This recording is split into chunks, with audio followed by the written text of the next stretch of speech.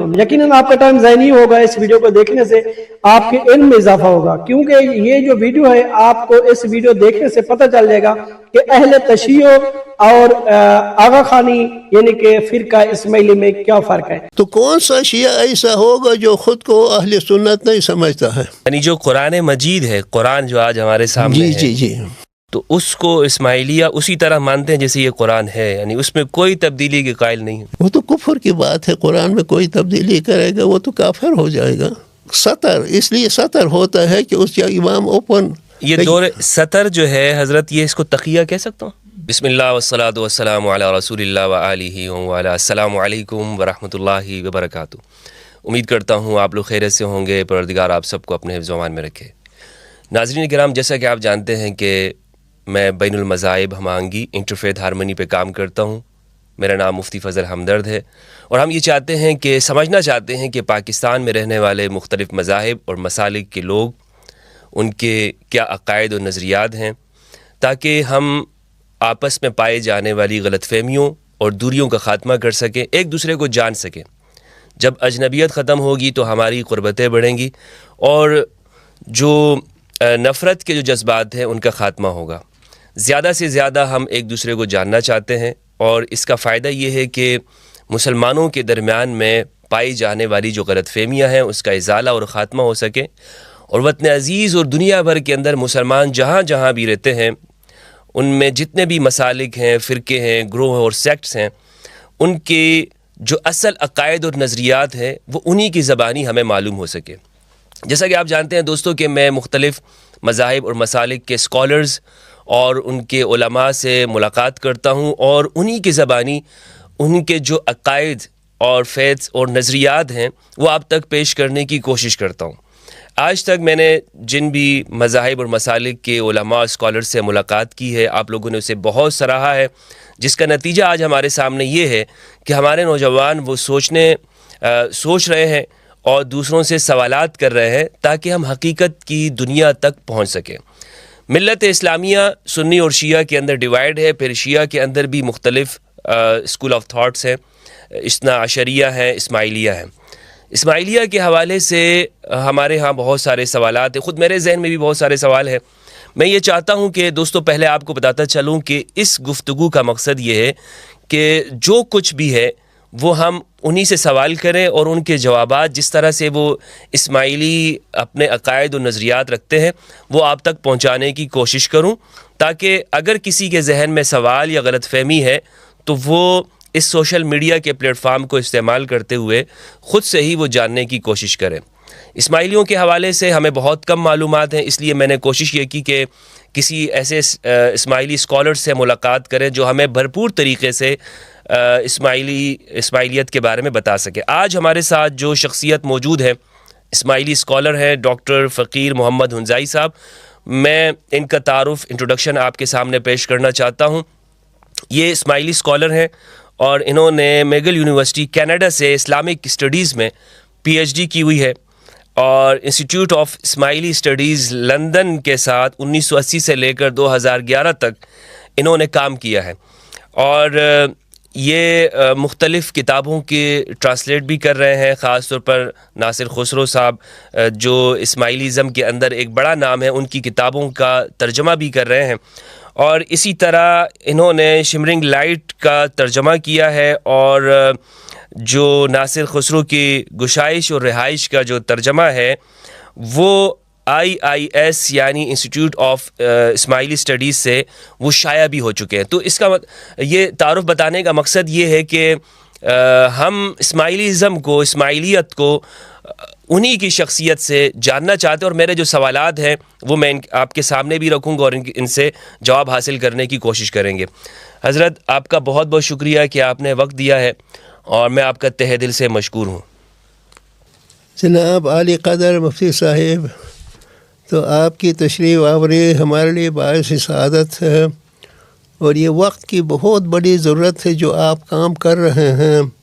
رب العزت آپ کو اس جہان میں اس جہان میں دونوں جہانوں میں اجر عظیم عطا فرمائے, اور آپ کو اس کام میں بدرجہ اتم کامیابی عطا فرمائے, تاکہ ملت اسلامیہ متحد ہو کر نفس واحدہ کی طرح دنیا کے لیے کام کرے تو اس سے خود ہمارے لیے فائدہ ہوگا اور دنیائے انسانیت کے لیے بہت فائدہ ہوگا.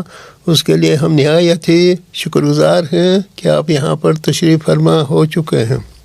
بہت شکریہ. میں آپ کا بھی شکر گزار ہوں کہ آپ نے اپنا قیمتی وقت دیا ہے اپنی صحت کے مسائل کے باوجود بھی، اور آپ سفر میں بھی ہیں، تو اس پر آپ کا بھی بہت شکریہ بنتا ہے.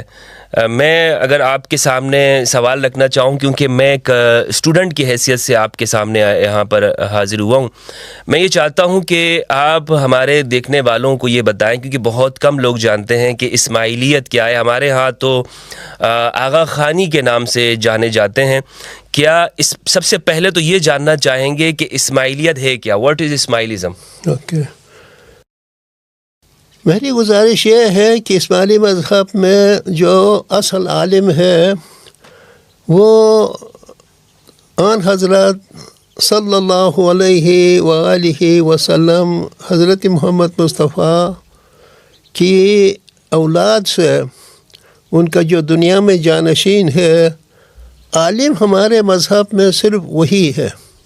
اچھا.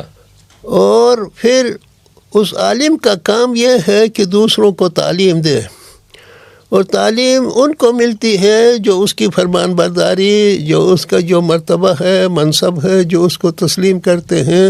تو پھر علم تو سب کے لیے ہے، لیکن خصوصی جو مذہبی علم ہے امام جو ہے اپنے مریدوں کو دیتے ہیں. تو اس مقدس علم جو فرامین کی صورت میں ہے، ہم فرامینی مبارک ان کے لیے کہتے ہیں، اس سے جو کچھ ہمیں ملا ہے اپنے مذہب کو کی وضاحت کے لیے، اس کے لیے میں عاجزانہ کوشش کروں گا. میں کوئی عالم تو نہیں ہوں، لیکن میں مولا کے در کا غلام ہوں. اس غلام کی حیثیت سے جو ہے جو فیض امام سے ملتا ہے میں عرض کر رہا ہوں. یہ بہت ہی دلچسپ سوال ہے.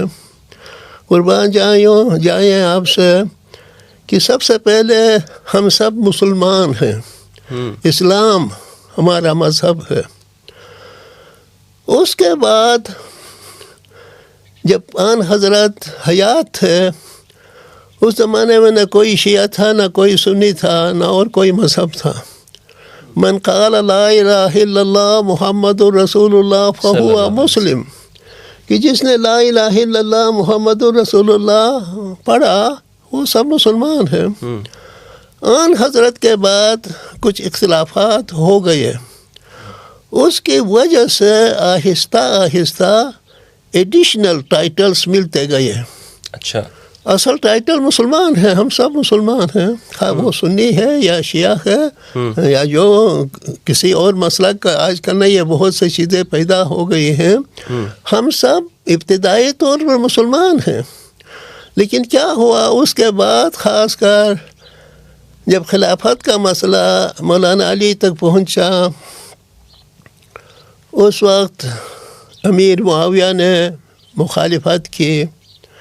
اس کے بعد مسلمان دو فرقوں میں بٹ گئے، شیعت علی و شیعت معاویہ. کچھ دوسرے ماخذ میں شیعت عثمانیہ بھی کہتے ہیں، لیکن مین جو رول انہوں نے ادا کیا وہ تاریخی لحاظ سے، سیاسی لحاظ سے معاویہ کا رول تھا. تو شروع میں سنی کی اصطلاح نہیں تھی، تو دو قسم کے شیعہ تھے. آج جو ہمارے میوچول انڈرسٹینڈنگ میں غلطیاں ہیں تو وہ تاریخی لحاظ سے پیدا ہو گئی ہیں. یہاں دو قسم کے شیعہ تھے، شیعہ تو علی تھے اور شیعہ تو معاویہ تھے. یہ کام جاری رہا یہاں تک کہ جب عباسائد جو ہے پاور میں آ گئے، طاقت میں آ گئے.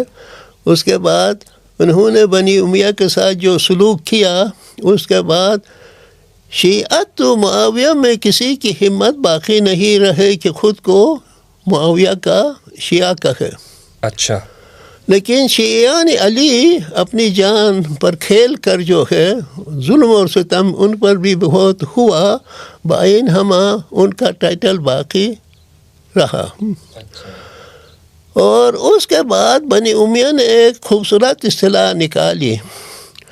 وہ پہلے شیعہ تھے، اس کے بعد دنیا کے پاور ان کے ہاتھ میں آ گئی، تو شیعی جو معاویہ تھے ان کو بھی اپنے ساتھ ملانے کے لیے ایک خوبصورت اصطلاح نکالی، اہل السنت والجماعہ. تو قربان جائے ابھی جو ہمارے درمیان ٹینشن ہے، جی جی تو کون سا شیعہ ایسا ہوگا جو خود کو اہل سنت نہیں سمجھتا ہے؟ اہل سنت سے مطلب جو پیغمبر کی سنت پر چلتا ہے. جی. اور اسی طرح جماعہ، ید اللہ علی الجماعہ، خدا کا ہاتھ جو ہے جماعت کے اوپر ہے. جی. اس میں بھی کوئی شیعہ کس طرح انکار کر سکتا ہے سوائے اس کے کہ ہم کو تاریخ معلوم نہیں ہے، سیاسی چیزیں معلوم نہیں ہے. تو اس کے بعد اہل السنہ والجماعت مختصر ہو کر سنی ہو گیا. لیکن اصل میں جو شیعہ ہے وہ بہت خوشی کے ساتھ معنی سمجھے تو خود کو اہل السنہ والجماعت سمجھ سکتا ہے. اچھا.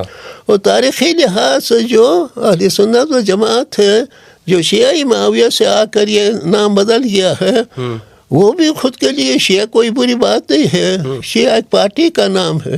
اچھا. تو اس لیے شروع میں کوئی فرقے نہیں تھے. اب میں صرف اسماعیلی پوائنٹ آف ویو سے میں عرض کر رہا ہوں. تو مولانا علی کے بعد جو شیعہ تھے، شیعۃ امامیہ ان کا نام جی مشہور رہا. امام جعفر صادق تک جب ہم پہنچے، وہاں پر حضرت امام موسیٰ کاظم جو ہماری شیعہ برادری کے امام ہے، امام اسماعیل، جہاں سے ہمارے اماموں کا سلسلہ چلا ہے. تو شروع میں دو فرقے یہ تھے جن حضرات نے حضرت اسماعیل کو تسلیم کیا، ان کا نام شیعی اسماعیلیہ ہو گیا. شیعی امامیہ اسماعیلیہ، یہ صحیح نام اس طرح ہے. اچھا. اور جو حضرت موسیٰ کاظم کے پیچھے گئے ان کا نام شیعی امامیہ موسویہ. اچھا. جب 12واں امام جو ہے شیعہ برادری، عشری برادری کے مطابق جب غائب ہو گئے، تو شیعی موسویہ کا نام جو ہے وہ شیعی عشریہ ہو گیا. اچھا. تو اس لیے اسماعیلیہ ایک ایکسیڈنٹل نام ہے، کوئی اصل نام نہیں ہے. ہمارے بیشتر دائیوں نے کبھی اسماعیلیہ کا ٹرم استعمال نہیں کیا. تو اسماعیلی مذہب میں جو اصطلاح ہے دعوت حق ہے، جو قرآن کی ایک اصطلاح ہے، لہو دعوت الحق، سورۃ الرعد. وہی دعوت حق. جی جی. تو اصل نام دعوت حق ہے. پھر اس کے بعد جو ہے اسماعیلیوں کے لائن میں تو ہم آ گئے مولانا مستنصر باللہ کے زمانے تک. مولانا مستنصر باللہ کے زمانے میں بھی درمیان میں تفریقہ پیدا ہوا. ایک ان کے فرزند تھے حضرت مستعلی اور دوسرے حضرت مولانا نزار ہیں. جی. اس کے بعد شیعت امامیہ اسماعیلیہ نزاریہ ہمارا نام ہوا. شیعت امامیہ اسماعیلیہ مستعلویہ، یہ جو ان کے پیچھے چلے. اور یہاں سے ہوتے ہوتے ایک اور بھی فرقہ ہوا ہے. وہ مولانا قاسم کے زمانے میں ایک مومن شاہ تھے اور یہ مولانا قاسم شاہ تھے. تو اس کے بعد شیعت امامیہ اسماعیلیہ نزاریہ، بعد میں ابھی ہم قاسمیہ، یہ ہمارا کمپلیٹ نام ہے. جی. جو شاید میں نے میرے اس آرٹیکل کے اس میں اس کا ذکر بھی کیا ہے، جو میں نے کل آپ کے خدمت میں پیش کیا تھا. تو اس لیے آج جو ہے، لیکن تاریخ میں ہوتے ہوتے جو ہے اسماعیلیہ جو ہے زیادہ مشہور ہو گیا. لیکن اصل مذہبی لحاظ سے ہمارا نام مسلمان ہے. اس کے بعد شیعی امامیہ ہے. اور اسماعیلیہ جو تاریخ میں آتے آتے امام اسماعیل تک پہنچ، اس کے بعد ایک ایکسیڈنٹل نام ہے. تو اس لیے ہماری دعوت جو بھی ہے وہ دعوت حق ہے، صحیح، یا دعوت اسلام ہے.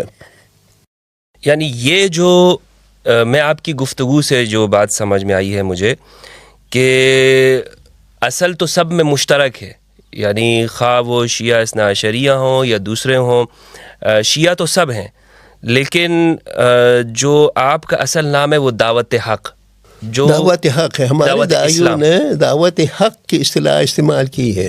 صحیح ہے. تو یہ جو دعوت حق ہے بنیادی طور پر آپ کو دوسروں سے کس طور پر جدا کرتی ہے؟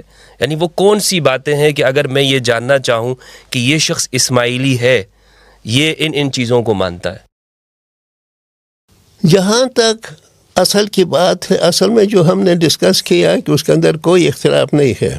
اصل جو ہے سب کے لیے سورس جو ہے وہ قرآن کریم جو رب العزت نے تمام انسانوں کے لیے بھیجا ہے. جی.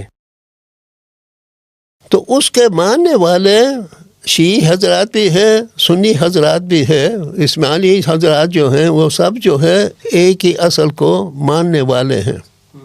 اس کے اندر کسی کے لیے کوئی اختلاف نہیں ہے. جو قرآن کی تعلیم ہے وہ سب کے لیے ہے. البتہ قرآن کی تعلیم کے جو انٹرپریٹیشن ہے، جی، جو تفسیر کا ہے، تعویل کا ہے، جب یہ شروع ہو گیا جی، تو انٹرپریٹیشن کی وجہ سے درمیان میں اپنے اپنے آراء، یعنی اپنے اپنے قیاسات سے جو ہے قرآن کی انٹرپریٹیشن شروع ہوئی.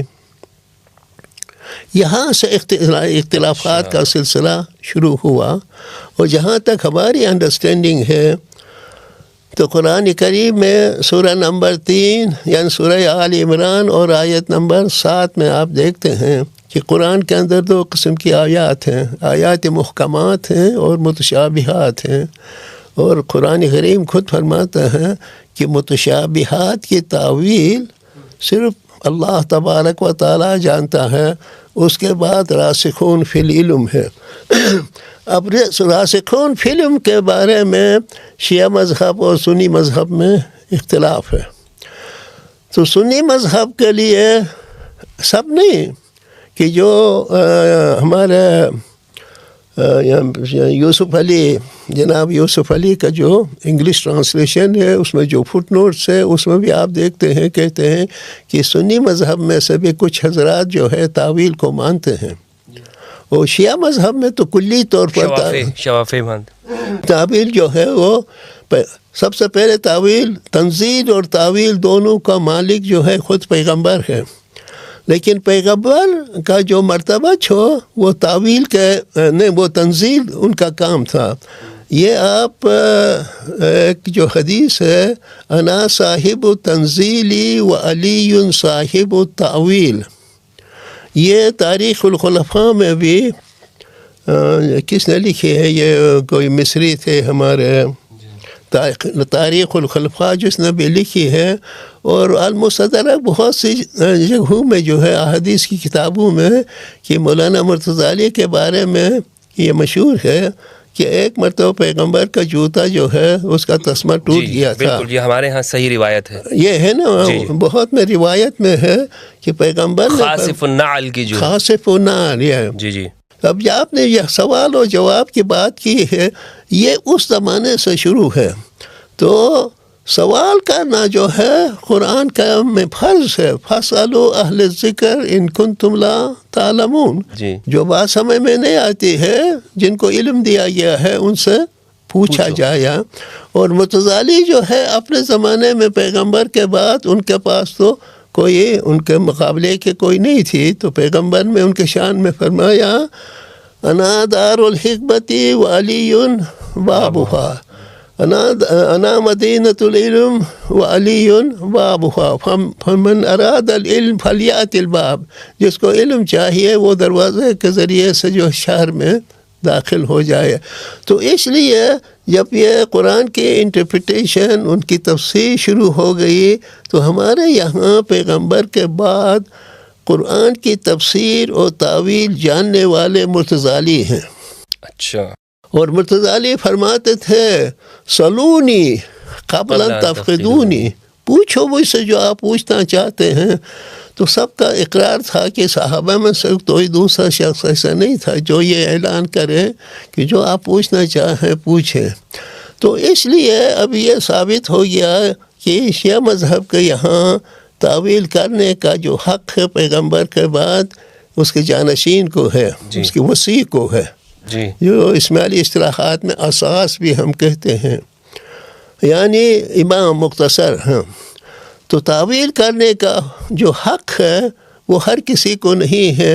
پیغمبر کے بعد زمانے کا امام جو ہے وہ قرآن کی تعویل جاری رکھتے ہیں۔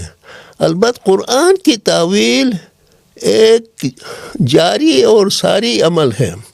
تنزیل جو ہے اپنے زمانے میں مقید ہے، تنزیل میں کوئی چینج نہیں کر سکتا۔ جو پیغمبر نے الفاظ لائے ہیں قرآن کریم کی، اس میں تبدیلی کے کسی کے لیے اجازت نہیں ہے، وہ برقرار ہے۔ لیکن پیغمبر میں جو الفاظ لائے تھے وہ جوامع الکلم تھے۔ جوامع الکلم ہونے کی وجہ سے اس کے صرف ایک ہی معنی نہیں ہے، کئی ایک معنی ہے۔ جس طرح حدیث میں آیا ہے ان للقرآن ظہرا و بطنا ولبطنہ بطن الی صبغہ ابطن۔ تو قرآن کا ایک ظاہر ہے، ایک باطن ہے، اور ہر باطن کے اندر 7 باطن ہیں۔ یہ مولانا جلال الدین رومی نے اس کی اچھی طرح سے حرف القرآن رامدن کی ظاہرہ زیر ظاہر باطنی ہم قاہرہ، جو تفصیل اس نے بہت لمبی چوڑی ہے۔ ایک اور روایت کے مطابق ہر باطن کے اندر 70 باطن ہیں۔ تو ابھی جو اختلافات مسلمانوں میں شامل وہ داخل ہو گئے ہیں، یہ یعنی شیعہ مذہب میں، اسماعیلی مذہب میں امام جو ہے وہ ہمیشہ زمانے کے حالات کے مطابق، چونکہ اسلام دین فطرت ہے اور فطرت کے اندر ہمیشہ تبدیلی جاری رہتی ہے، فطرت ایک حال میں نہیں رہتی ہے۔ اور جس طرح آپ بہتر جانتے ہیں کہ قرآن کریم میں خدا نے اپنے دین کی مثال انسان سے دی ہے، فَأَقِمْ وَجْهَكَ لِلدِّينِ حَنِيفًا فطرت اللہ التی فطر الناس علیہا، کہ خدا کا دین کیا ہے؟ خدا کا دین اس کی فطرت ہے۔ فطرت کیا ہے؟ فطرت کو سمجھانے کے لیے خدا نے انسان کی مثال دی۔ اور انسان کیا ہے کہ جب ماں کے پیٹ سے پیدا ہوتا ہے کہ اس کی خوراک کیا ہے؟ دودھ ہے، بہت ہی سمپل۔ اس وقت کوئی نادان ماں جو ہے اپنے بچے کو جلدی بڑا کرنے کے لیے کوئی پستہ وغیرہ پیس کر دودھ کے اندر شامل کر کے اس کو پلا دے تو غریب بچے کا کیا حشر ہوگا، جان بھی چلی جائے گی اس کی۔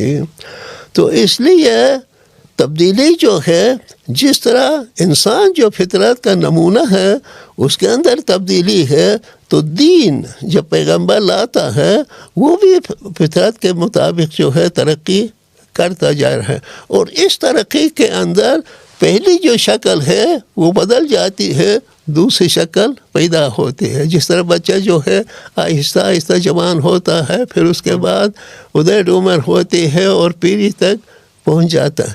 تو اسی طرح ہمارے یہاں دین کے اندر درجات ہیں۔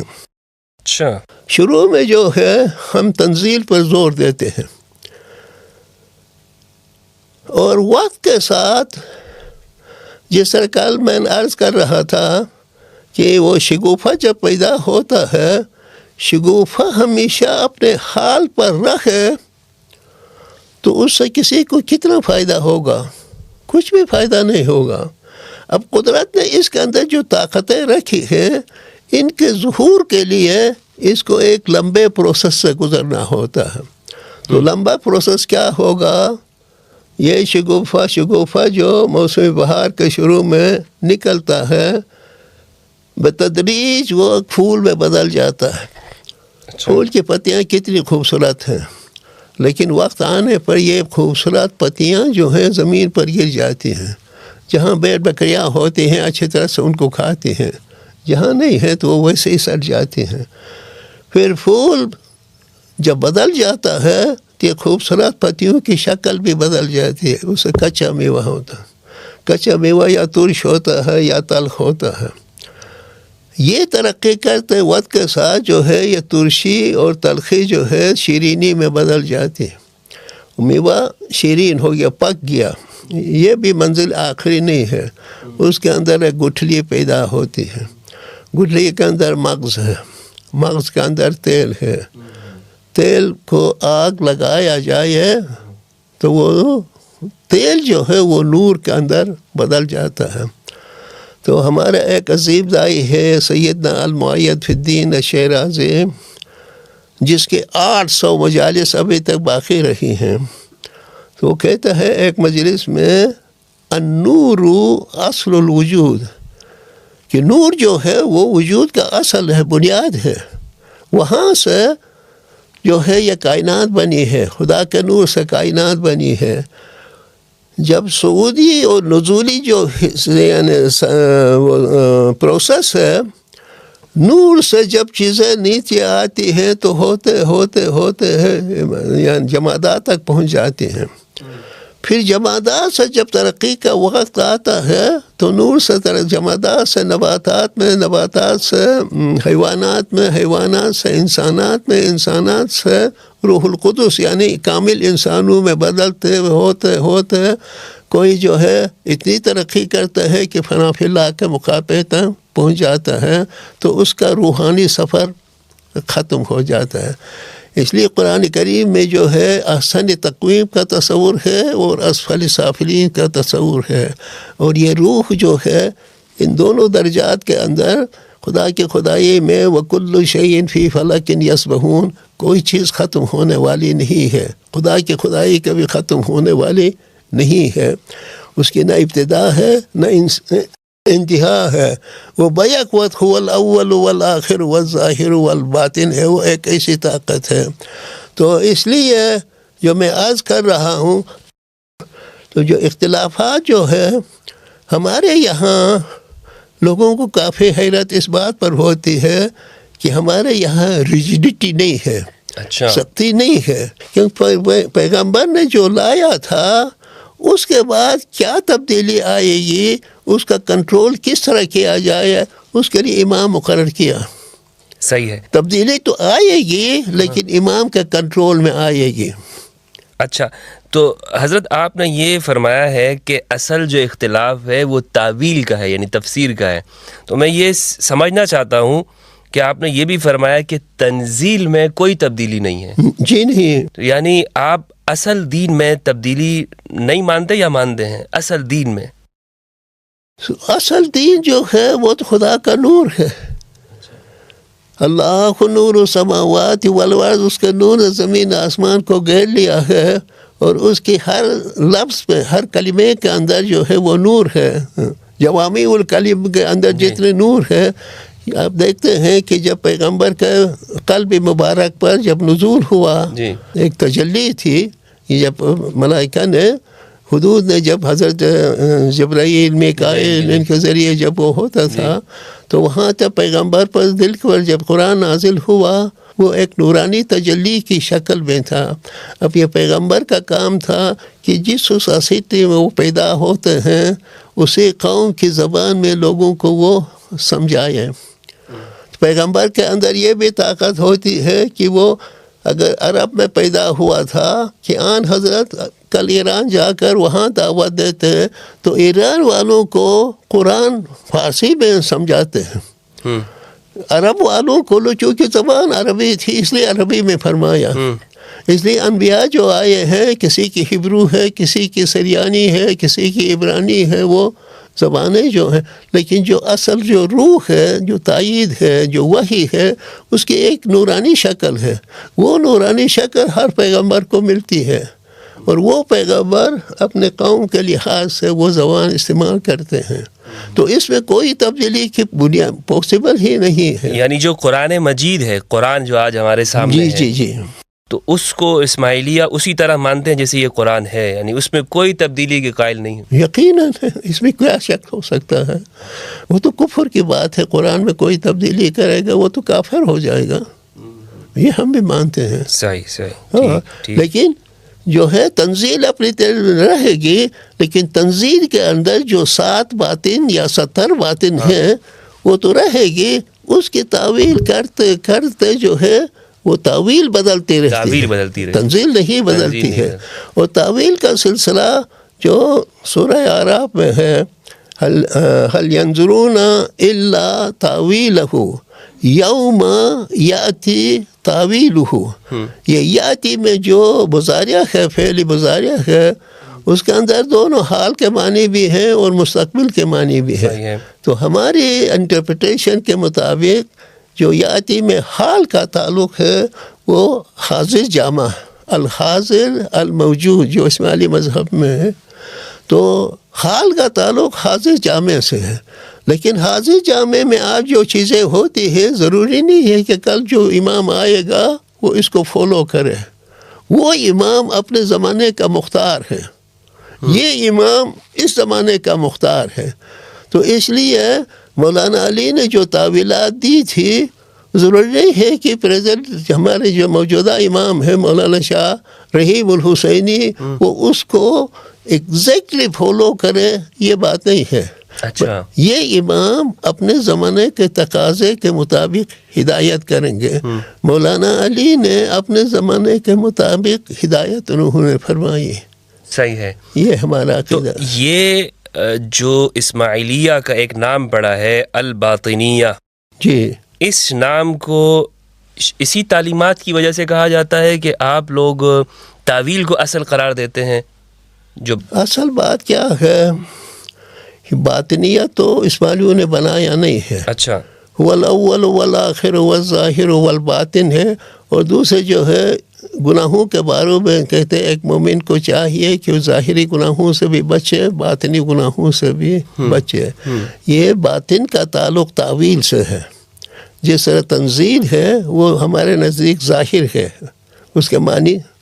جو تعویل ہے وہ تعویل چھپی ہوئی ہے، وہ فی الحال نہیں ہے. کل جو ہے آنے والے اماموں سے کسی کے زمانے میں حالات بدل جائیں گے تو وہ تعویل ابھی ظاہر نہیں ہوگی. ابھی یہ پیغمبر کے جو زمانہ تھا آج کے زمانے کو کمپیئر کرے، بہت سی چیزیں پیغمبر کے زمانے میں نہیں تھے. یہ سارا جو ہم فی الحال جہاں وہ ویڈیو وغیرہ ہو رہی ہے کوئی تصور بھی نہیں کر سکتا تھا. تو یہ جو ہے وہ تعویل جو ہے وہ ہمیشہ پوشیدہ ہے تنزیل کے اندر. تعویل پوشیدہ ہے تنزیل کے اندر. اور یہ تنزیل کے اندر تعویل جو ہے اس کے حجابات ہے. اچھا. اور ہر آنے والا امام جو ہے ایک حجاب اس کا اتار دے گا، چونکہ زمانہ بدل گیا ہے. اس زمانے کے مطابق امام ایسی ہدایت فرمائے گا. تو حضرت اس طرح تو یہ جو تعویل ہے یہ ہمارے اہل سنت میں جو امام ہیں ابو حنیفہ، شافعی، احمد اور جو مالک رحمہ اللہ، وہ بھی تو تفسیر کر رہے ہیں اور وہ بھی بیان کرتے ہیں. آج بھی علماء جو مسائل کو بیان کرتے ہیں، جو اجتہاد یا ریفارم کرتے ہیں، تو اس میں اور پھر یہ تعویل میں کیا فرق ہو رہا ہے؟ تعویل میں فرق یہ ہے کہ تعویل کرنے والے کو پیغمبر نے مقرر کیا ہے. اچھا، منسوس مانتے ہیں آپ اس کو؟ ہاں، منسوس ہے. اچھا، جو امام منسوس ہے اس کا حق ہے تعویل. اچھا. اور دوسرے جتنے بھی مومنین ہیں وہ اپنے اپنے بساط کے مطابق قرآن جو محکمات ہیں نا، وہ محکمات اپنے اپنے بساط کے مطابق ہر ایک جو ہے وہ تشریح کرتے، الگ الگ اس کو بیان کر سکتا ہے، بیان کر سکتا ہے اپنے لحاظ سے.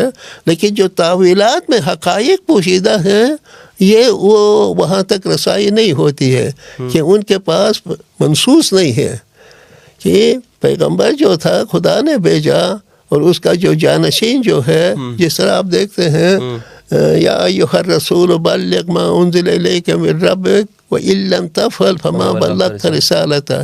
اس کے بارے میں آپ دیکھتے ہیں کہ بہت ساری تفاسیر میں کہتے ہیں کہ مولانا مرتضیٰ علی کے بارے میں ہے. جی، غدیر خم کے موقع پر. ہاں، غدیر خم کے موقع پر. تو اس لیے امام ابو حنیفہ، امام مالک، شافعی، امام ابن حنبل یہ اپنے اپنی جگہ پر جو ہے وہ تفسیر کر سکتے ہیں. لیکن ہمارے یہاں تفسیر بھی تعویل کے معنی میں ہے کیونکہ وضاحت کے سینس میں ہے.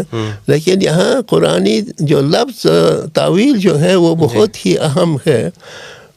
تو جو ہے وَمَا يَعْلَمُ تَعْوِيلَهُ إِلَّا اللَّهُ وَالرَّاسِخُونَ فِي الْعِلْمِ. اس کے لیے راسخ العلم ہونا ضروری ہے. اور راسخ العلم کوئی ظاہری تعلیم سے نہیں ہے، وہ روحانی تعلیم جو پیغمبر اپنے جانشین کو دیتا ہے، اور ہر امام، ہر سابق امام لاحق امام کو دیتا جا رہا ہے، وہ خزانہ ہے.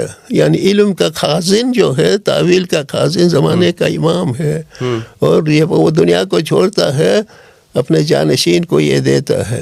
پھر امام جو ہے اپنے زمانے کے لحاظ سے، کیونکہ امام پہلے سطر میں ہوتے تھے، دشمنوں کا بہت غلبہ تھا، جہاں امام ملتے تھے.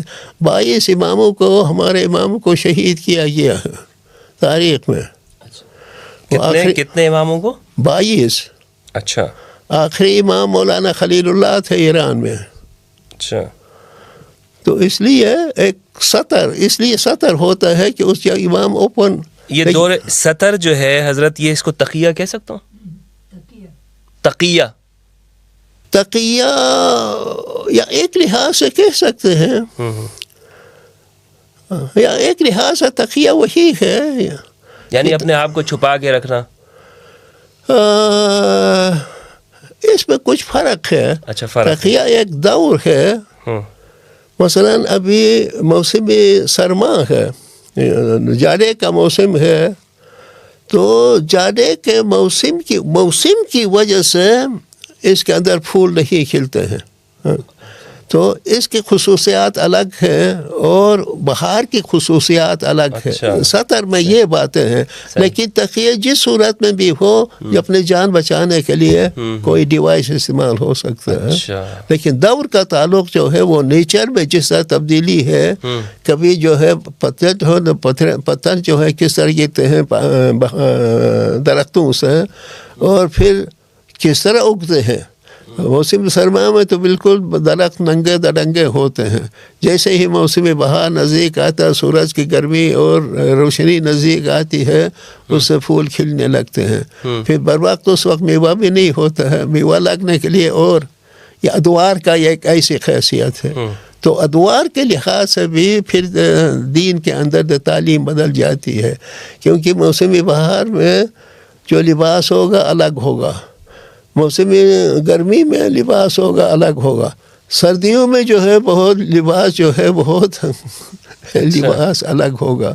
اسی طرح دین کی تعلیم جو ہے انسان کی روح کے لیے کون سی تعلیم اس کی روحانی ترقی کے لیے مناسب ہے اور کس سے بچنا چاہیے، یہ سب امام کے ہاتھ ہی میں ہے. پھر امام جو ہے اپنے مریدوں میں سے جن کو چاہے علم دیتا ہے، وہ حدود دین میں شامل ہوتے، پھر وہ جماعت میں جا کر اپنی جماعت کو سمجھاتے ہیں. صحیح. آپ کی حضرت یہاں تک کی گفتگو سے میں اور ناظرین انشاءاللہ ان کو بہت ساری معلومات ملی ہوں گی. اگر ایک عام شخص معلومات حاصل کرنا چاہتا ہے اسماعیلیوں کے بارے میں، ان کی کتابوں کے بارے میں جاننا چاہتا ہے، تو وہ کون سی بنیادی کتابیں ہیں؟ جیسے اہل سنت میں صحاح ستہ ہیں، 6 کتابیں ہیں، مشہور ہیں. ویسے تو بہت ساری کتابیں حدیث کی، فقہ کی بھی بہت ساری کتابیں، اور امام بھی بہت سارے ہیں. اور جو شیعہ امامیہ اثنا عشریہ، جن کو آپ نے شیعہ امامیہ موسوی کہا، ان میں بھی 4 کتابیں بنیادی ہیں. تو آپ کی ایسی کتابیں جو اصول کی حیثیت سے رکھتی ہوں، یا جو لوگ اس کو پڑھیں، حدیث کی یا فقہ کی؟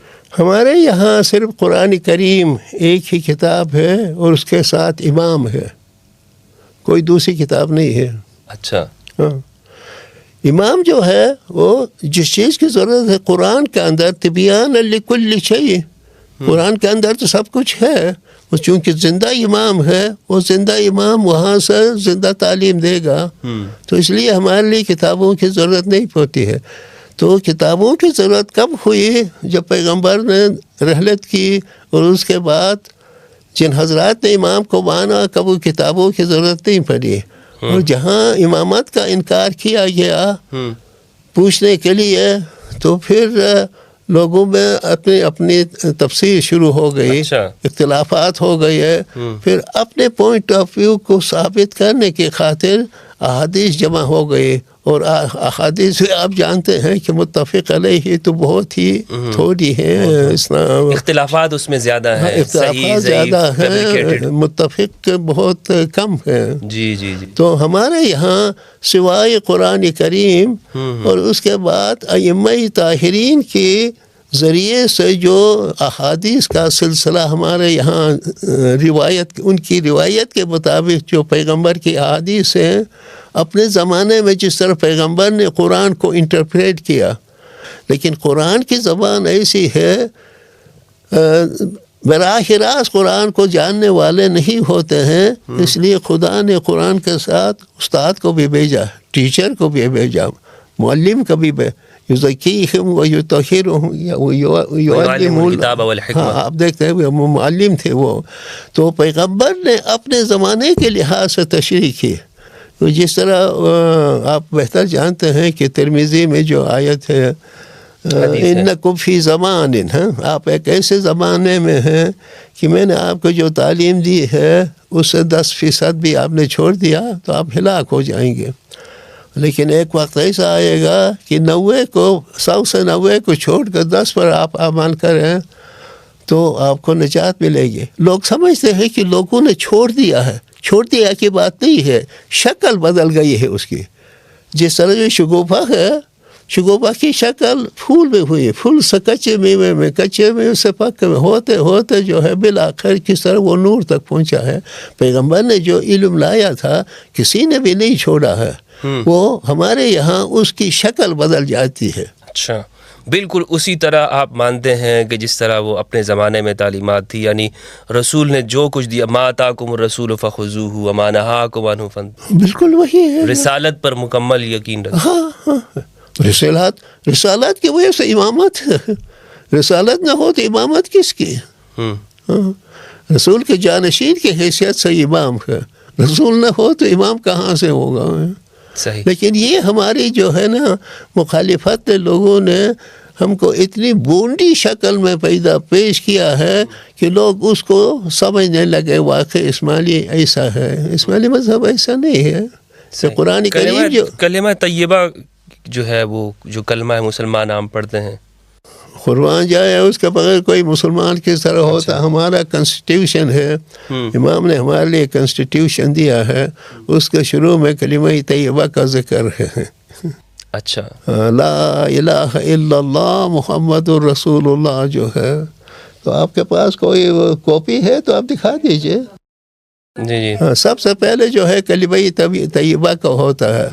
تو اس کے آگے جو جیسے مثال کے طور پر ہمارے شیعہ برادران کہتے ہیں علی ولی اللہ وسیع رسولی و خلیفۃہ بلا فصل، اس طرح کے کچھ کلمات کا اضافہ ہے آپ؟ یہ کلمات کا اضافہ ہے۔ اچھا، وہ کلمہ اضافات جو ہے وہ تاریخی لحاظ سے ہے کہ جب غدیر خم میں پیغمبر نے مولانا مرتضی علی کو اپنا جان من کنت مولاہ فہذا علی مولا ہو، اس کے بعد ایک ایڈیشنل یہ ہے کہ پیغمبر کے بعد امامت جاری ہے اور پہلا امام مولانا مرتضی علی ہے، اس لحاظ سے ایڈیشنل ہے۔ لیکن جہاں تک مسلمانوں کا کلمہ ہے یونیورسل متفق علیہ وہ لا الہ الا اللہ محمد رسول اللہ، یہ ہمارے مولانا شاہ کریم نے کئی فرامین کے اندر اس پر زور دیا کہ اس وقت مسلمانوں کو کس چیز کی ضرورت ہے، جو کوبن ہے آپس میں ہے اس پر ہمیں زور دینے کی ضرورت ہے، جو اختلافات ہے اس پر زور دینے کی ضرورت نہیں ہے۔ تو میں نے فرمایا کہ سب سے پہلے جو ہے توحید ہے دین اسلام میں، جی، اس پر ہمیں متفق ہیں، لا الہ الا اللہ محمد رسول اللہ پر ہم متفق ہیں۔ اس کے ساتھ ساتھ جو ایتھکس ہے، اخلاق ہے، وہ تعلیم میں ہم متفق ہیں۔ جو سنیوں کے یہاں حرام ہے وہ شیعوں کے یہاں بھی حرام ہے، جو شیعوں کے یہاں حلال ہے وہ سنیوں کے وہاں بھی حرام۔ معمولی جو چیزیں فقہاء میں بعد میں ہوئی ہے وہ معمولی چیزیں ہیں، لیکن جنرلی جو ہے ان چیزوں پر ہم سب متفق ہیں۔ یعنی قرآن مجید میں جو حلال و حرام بیان ہے اس کو مکمل مانتے ہیں؟ بالکل مکمل مانتے ہیں۔ ہماری کتابوں میں دائم الاسلام آپ پڑھیں، اس کے 2 حصے ہیں، تو انشاءاللہ شاید کوئی کاپی ملے گی، آن لائن ہے تو پھر وہ حلال حرام کا پورا حصہ ہے اس کے اندر۔ اچھا، تو یہ وہ کتابیں ہیں جس سے لوگ پڑھ کر اسماعیلیہ کو سمجھ سکتے ہیں کہ ان کی جو فقہ ہے یا حلال و حرام کے مسائل ہیں اس کو مانتے ہیں، اس کو سمجھتے ہیں؟ بالکل، اس پر اس نے لکھی تھی کہ قاضی نعمان جو تھا، چونکہ قاضی تھے وہ اس سے پہلے اماموں کی کوئی سلطنت نہیں تھی، وہ تو دور سطر میں جو ہے وہ دو قسم کے سطر ہیں، ایک دشمن سے چھپنے کی سطر اور دوسرا سطر جو ہے وہ دور بدلتا ہے، اس میں جو دوری جو تبدیلی ہے ایک سطر اس کے لحاظ سے ہے۔ مثلا ایک سطر جو ہے مولانا جعفر صادق کے بعد ان کے فرزند مولانا اسماعیل دنیا سے گئے، مولانا محمد بن اسماعیل سے لے کر مولانا مہدی تک یہ سطر رہا۔ یہ سطر جو ہے وہ جسمانی جو خطرہ تھا اس سے بچنے کے لیے، لیکن تو دوسرا جو سطر ہے ہمارے یہاں پیغمبر کے زمانے سے لے کر حضرت مولانا سلطان محمد شاہ کے زمانے تک یہ سطر کا تھا۔ اچھا، اس لیے امام جو ہے حدود مقرر کرتا تھا، امام خود دعوت نہیں دیتے تھے بلکہ حدود جو ہے امام کے بہاف پر جو ہے ان کے جگہ پر دعوت دیتے تھے۔ مولانا سلطان محمد شاہ کا جب زمانہ آیا تو مولانا یہاں سے قیامت کا دور شروع ہو رہا ہمارے۔ اچھا، قیامت سے مطلب جو ہے یہ جو عام لوگ سمجھتے ہیں ایسی بات نہیں ہے، اماموں میں سے ایک اماموں کا دور ایسا آئے گا کہ جو ظاہر ہوگا دنیا میں۔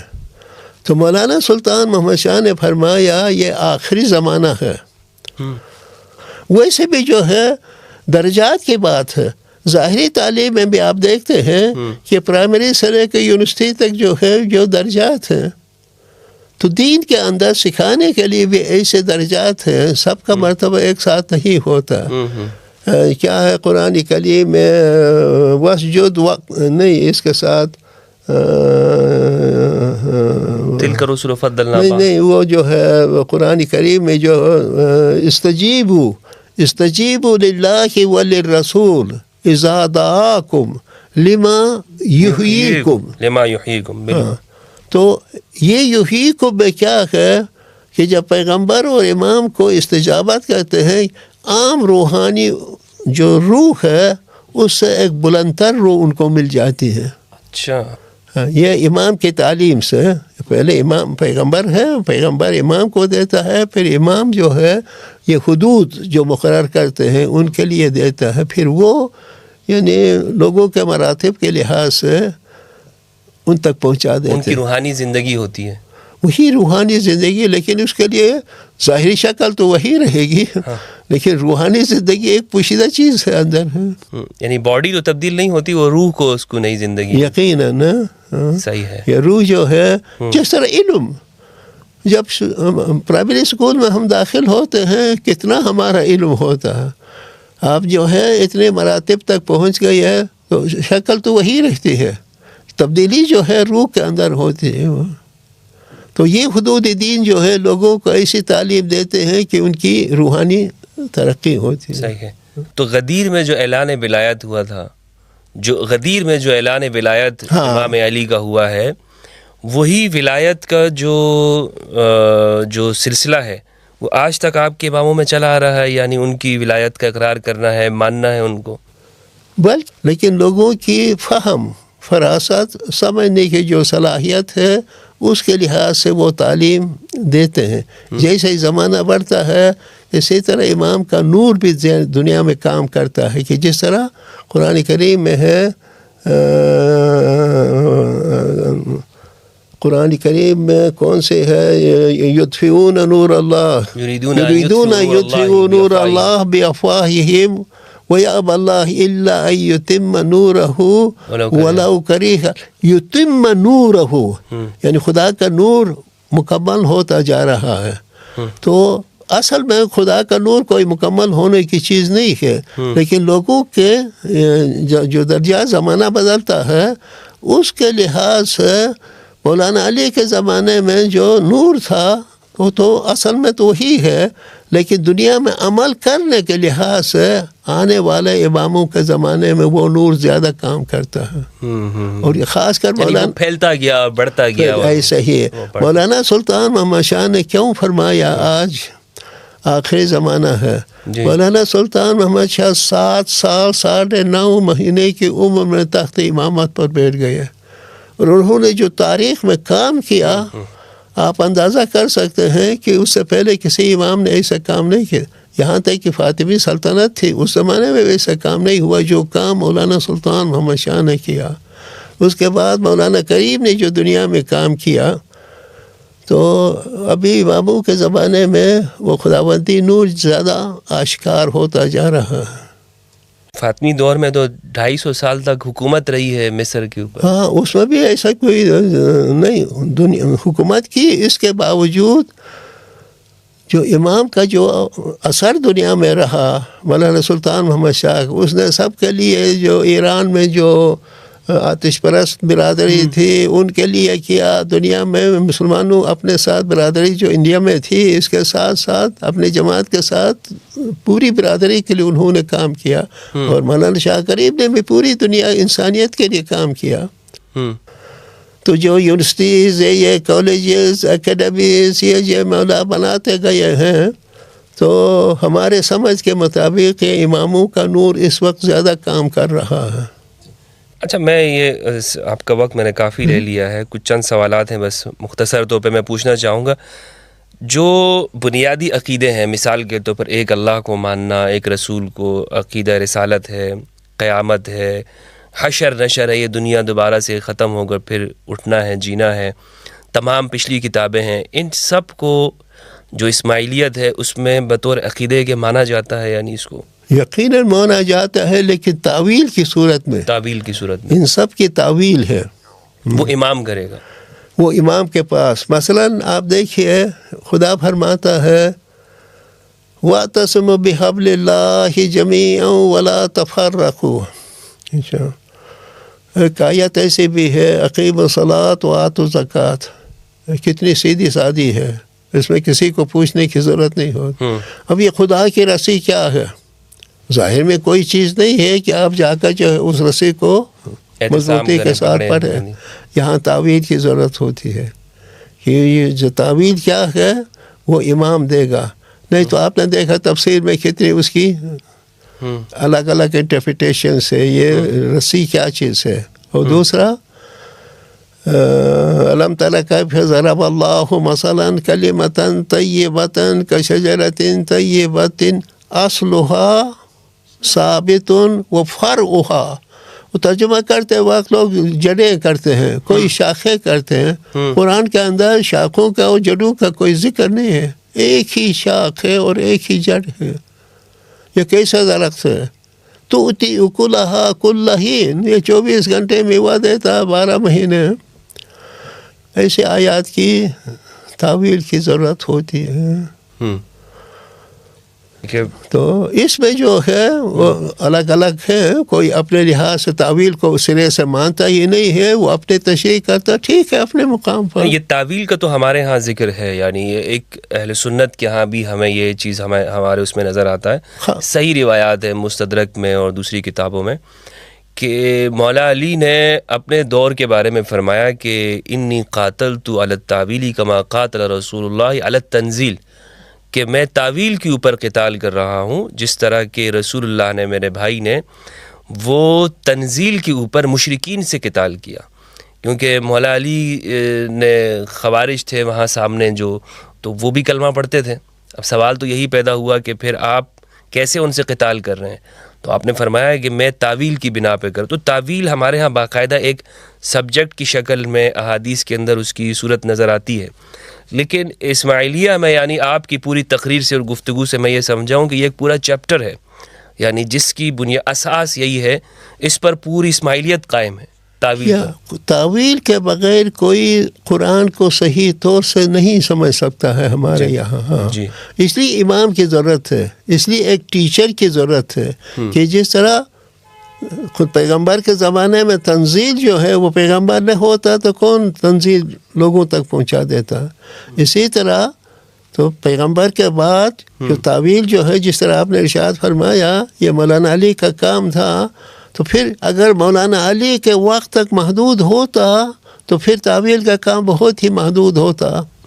جو ہر ظاہر کے اندر 7 باطن، ایک روایت کے دوسری روایت کے مطابق 70 باطن، بلکہ ہمارے اماموں کے قول کے مطابق 70 سے بھی زیادہ جو اماموں کا سلسلہ ہے، وہ ایک یعنی قرآن کے جو کلمات اتنی جامع ہے کہ اس کے اندر اتنا علم بھرا ہوا ہے کہ کائنات لا رطب ولا یابس الا فی کتاب مبین، یہ سب قرآن کے اندر ہے۔ تو صرف ظاہری الفاظ پڑھنے کا، عبارت پڑھنے سے عربی گرامر کے مطابق تو مسئلہ کبھی حل نہیں ہو سکتا، ان اثرات کا علم ہونا تو ممکن نہیں ہے۔ تو اس لیے تو ہمارے یہاں قرآن کریم جو ہے الحمدللہ ذات پاک کی رحمت سے قربان جائے، یہ جو سب کے لیے ایک رحمت، کرامت، نور، یہ جو قرآن کی خاص صفات ہے تمام انسانیت کے لیے بھیجا ہے، یہ صرف مسلمانوں کے لیے نہیں۔ اب کوئی نیک وقت ہوگا جو اس پر عمل کرے گا، ان سب کے لیے یہاں سے نور ملے گا۔ لیکن اس کے لیے دروازہ جو خازن ہے، خازن علمی قرآن جو ہے، فرزند شیری ایجزہ، سیدنا ناصر خسرو فرماتے ہیں خازن علمی قرآن فرزند شیری ایزد اسد اللہ مولانا علی ہے، ان کا جو فرزند آج ہے، ان کے زمانے میں مولانا مستنصر باللہ تھے، کہتا یہی آج خازن ہے قرآن کی تعویذ دینے کے لیے، یہی بیان کریں گے قرآن کو، یہی بیان کریں گے قرآن کو، یہی بیان کریں گے۔ بہت شکریہ آپ کا، آپ نے شکریہ آپ کا جناب گرامی قدر، بہت بہت شکر گزاری ہے، اور ہم بہت مشکور ہیں اور شکر گزار ہیں، کیونکہ بشور کا لفظ غلط استعمال ہوتا ہے، پھر بھی لوگ استعمال کرتے ہیں۔ تو جو ہے رب العزت آپ جیسے ہستیوں کو پیدا کرے کہ جس اسلام میں جو وحدت کا تصور ہے، نفس واحدہ کا تصور ہے، یہ پسند، تو جو دشمنیاں ختم ہو جائیں، ایک دوسرے کو محبت کرے، جو بھی ہماری انڈرسٹینڈنگ ہے اسی پر ایک دوسرے کے لیے احترام کرے، اس کی بہت بڑی ضرورت ہے۔ بہت بڑی ضرورت ہے کہ ہم ایک دوسرے کا احترام کریں اور ایسی سوسائٹی کے لیے آگے بڑھیں کہ جس میں ہم دوسرے کو سننا چاہیں، اور سن کر پھر ہم اختلاف بھی کر سکتے ہیں۔ آپ کو مجھ سے اختلاف ہو سکتا ہے، ڈاکٹر فقیر محمد نور محمد ہنزائی صاحب، ان سے آپ اختلاف کر سکتے ہیں۔ ابھی جو گفتگو آپ نے سماعت فرمائی ہے دوستو، اس حوالے سے اگر آپ کے کوئی ذہن میں کوئی سوال ہو تو کمنٹ کیجیے گا، اور پھر میں یہ چاہوں گا کہ اس سلسلے کو آگے بڑھاتے جائیں۔ اور میں یہاں پر آخر میں ایک عرض ضرور کرنا چاہوں گا کہ ہم اگر اختلاف بھی کرتے ہیں تو وہ دلیل کے ساتھ ہونا چاہیے، یعنی اگر آپ کو کسی بھی فرقے، گروہ، مسلک، مذہب کے ساتھ فکری طور پر اختلاف ہے تو یہ آپ کا رائٹ ہے، اور دوسرے کا بھی یہ حق ہے کہ وہ اپنی بات کو بیان کر سکے، اور بیان کرنے کے اندر الفاظ میں اونچ نیچ ضرور ہو سکتی ہے، لیکن ہم یہ دوسروں کی نیت کے اوپر ہمیں شک یا حملہ نہیں کرنا چاہیے۔ اسی کے ساتھ میں آپ سے اجازت چاہوں گا، اور میں یہ دعا گو ہوں کہ پروردگار ملت مسلمہ کے اندر اتحاد، تفاہم اور اتفاق پیدا کرے، تاکہ دنیا بھر کے اندر مسلمان وہ ایک قوت کی شکل میں نظر آئیں، اور پاکستان کے اندر امن ہو، اتحاد ہو، بھائی چارہ ہو۔ السلام علیکم ورحمۃ اللہ، فی امان اللہ۔ آمین۔ نوازش، مہربانی، بہت شکر گزاری ہے، نوازش۔